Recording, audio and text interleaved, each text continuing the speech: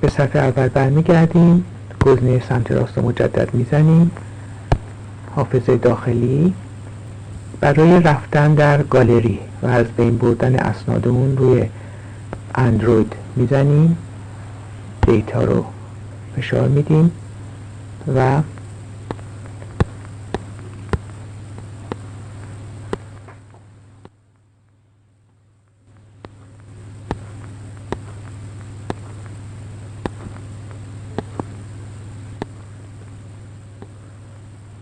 منوی گالری رو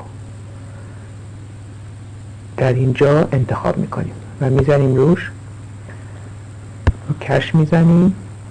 در اینجا پوشه ها رو چک میکنیم، مثلا پوشه لارج، در اونجا اسناد مشخصی رو که مورد نظر هستن انتخاب میکنیم و به همون شکل از بین میبریم. دکمه پایین انتخاب فرمت، دکمه سبز پایین تیک سمت چپ، منوی شرط.